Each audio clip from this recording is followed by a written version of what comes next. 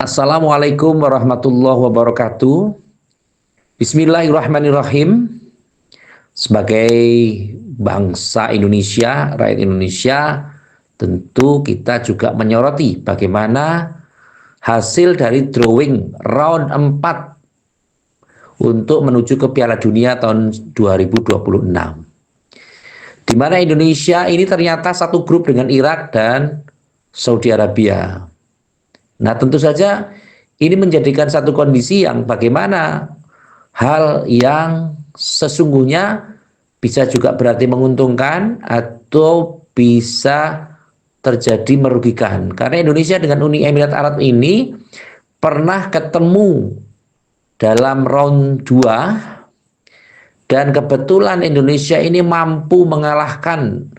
Waktu di Uni Emirat Arab kita mampu menahan 2-0.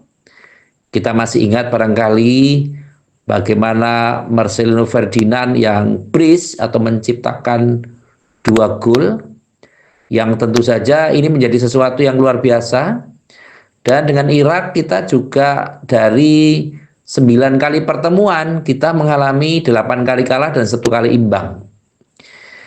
Hal ini juga membuktikan bahwa memang dalam sepak bola tidak ada sesuatu yang tidak mungkin, segalanya masih mungkin. Hanya permasalahannya di bulan Oktober nanti apakah kita bisa diperkuat oleh Ole Romani, nama lengkapnya. Karena ketika Piala Presiden kemarin kita ketahui bahwa Ole Romani itu cedera di kaki yang kebetulan dia mengalami operasi juga ketika cederanya. Nah, ini yang harus kita sayangkan. Kenapa kok justru andalan kita, nomor 9 kita, yakni Ole Romani, ini sesungguhnya pemain yang luar biasa. Dalam 3 kali memperkuat tim nasional, itu bisa 3 kali gol. Ini sangat luar biasa karena Ole Romani mempunyai keistimewaan, tidak hanya sekedar menghidupkan lapangan tengah atau barisan tengah atau barisan depan, mohon maaf, tapi juga bisa mencari bola. Tidak hanya mengirim, misalnya kayak Ratnar Oratmangun gitu, dia sukanya adalah menjadi penyelesai atau killing, bagaimana dia mempunyai tendangan yang mematikan ketika di depan gawang, tapi juga Ole Romani ini sosok pemain yang kreatif. Dia tidak hanya sekedar membuka ruang untuk dirinya sendiri, tapi bisa menciptakan ruang juga untuk orang lain. Inilah yang tentu saja harus disikapi oleh pelatih nasional kita, Patrick Kluivert. Nah, tentu saja ini sangat merugikan kalau dari sisi proses ini. Nah, tentu saja pelatih timnas kita harus mempunyai plan A, B, C, atau D, atau bahkan sampai plan E untuk bisa mensikapi bagaimana pertandingan melawan Uni Emirat Arab atau Saudi Arabia ini, atau bagaimana ketika melawan Irak. Karena setidaknya kita harus berupaya. Plan A tentu komplit ya. Ketika bagaimana kita bisa melawan Irak dan Uni Emirat Arab bersama Ole Romani. Tetapi bagaimana, karena sudah operasi tentu saja ada pemulihan. Ada pemulihan kebugaran, ada nanti pemulihan secara fisikly tentu saja. Kemudian bagaimana supaya dia tidak mengalami trauma, tentang harus bagaimana dia tidak mengalami gangguan-gangguan secara teknis atau non teknis, apalagi itu perjalanan atau bagaimana pertandingan tidak dilakukan di Indonesia, dilakukan di Saudi Arabia. Ini tentu saja menjadi sesuatu yang PR tersendiri. Tentu saja bagaimana plan terjadi. Plan A mungkin dengan Ole Romani, kemudian plan B bagaimana ketika Ole Romani belum bugar. Siapa yang menjadi first 9? Nomor 9, karena kita mencari pemain yang nomor 9 ini susah. Tentu saja bagaimana, apakah harus menggunakan Ramadan Sananta atau Hoki Caraka atau pemain yang lain. Tapi setidaknya kalau memang harus menggunakan diaspora, tentu kita juga harus mengingat ada Maulo Gistra yang tentu saja akan dinaturalisasi, atau Meliano Jonathan yang juga akan dinaturalisasi. Tapi permasalahan sesungguhnya adalah ada di adaptasi. Ketika Ole Romani itu proses adaptasinya cepat, menyesuaikan dengan teman-teman tim itu jauh bisa lebih cepat. Nah, tentu saja hambatannya bagaimana di bulan Oktober mereka bisa beradaptasi. Meskipun dalam bulan September kita akan berhadapan dengan Lebanon dan Kuwait. Nah, Lebanon Kuwait sebagai uji coba ini tentu saja memberikan tantangan tersendiri terhadap hal-hal yang berkait dengan bagaimana pertandingan tim nasional kita.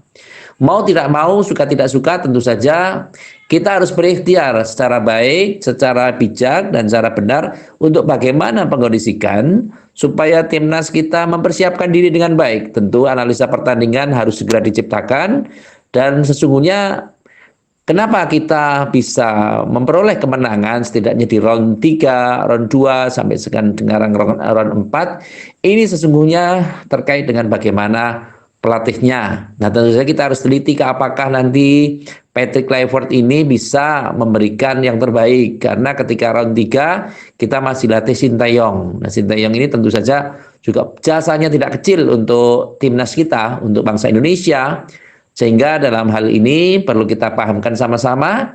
Kita doakan semoga nanti di bulan Agustus akan banyak kondisi yang bisa menguntungkan bangsa Indonesia atau tim nasional Indonesia, sehingga di bulan September kita di matchday kita ada uji coba melawan Lebanon dan Kuwait. Tapi tentu saja ini tim nasional kita harus kita siapkan sebaik-baiknya agar nantinya mendapat sesuatu yang lebih baik. Bagaimana dengan pemain tengah, bagaimana dengan pemain belakangnya, tentu harus dipersiapkan dengan baik. Apalagi ini waktunya sudah mepet, misalnya harus menghadirkan diaspora, tentu pelatih juga harus memikirkan siapa yang pemain yang tepat untuk setidaknya mendampingi Oleh Romeni atau sebagai penggantinya Oleh Romeni. Demikian, semoga hal ini bisa tidak mengecewakan bangsa Indonesia, karena setidaknya tentu ini sebuah kerugian yang sangat besar ketika Oleh Romeni ini cedera atau bahkan operasi. Bahkan sekelas turnamen ya, wakil atau piala presiden itu kok bisa sampai mencederai sampai operasi ya, sampai naik meja operasi. Tentu ini harus juga mengkondisikan. Yang tidak kalah pentingnya adalah mengapa wasitnya kok hanya memberikan kartu kuning terhadap pemain yang melakukan pelanggaran yang seperti itu. Ini tentu menjadi kebijakan yang tersendiri yang tentu saja dampak kedepannya ini justru komisi wasit ini dibubarkan, karena tentu saja komisi wasit dengan ketum PSSI ini sesungguhnya tidak boleh ada dualisme kepemimpinan. Kita ketahui bahwa komisi wasit dan ketum ini sekarang ketuanya adalah Bapak Erick Thohir. Tapi kedepannya barangkali sudah diserahkan kepada pihak lain, sehingga tentu perwasitan di Indonesia mudah-mudahan bisa menjadi lebih baik. Terima kasih kepada semua pihak yang telah membantu terselenggaranya acara ini. Semoga pembahasan kita tentang sepak bola Indonesia, dan nanti kebetulan mungkin selain agama, budaya, kita juga membahas tentang bagaimana kejadian-kejadian yang ada di negara kita, negara yang kita cintai ini, negara Kesatuan Republik Indonesia. Semoga kita memperoleh keberkahan atas adanya Indonesia terhadap masyarakat kita. Amin, Allahumma amin. Sekali lagi terima kasih pada semua pihak telah membantu terselenggaranya acara ini. Semoga bermanfaat. Sekali lagi terima kasih atas segala perhatian dan mohon maaf atas segala kekurangan. Saya akhiri wallahul muwaffiq ila aqwamit thoriq. Wassalamualaikum warahmatullahi wabarakatuh.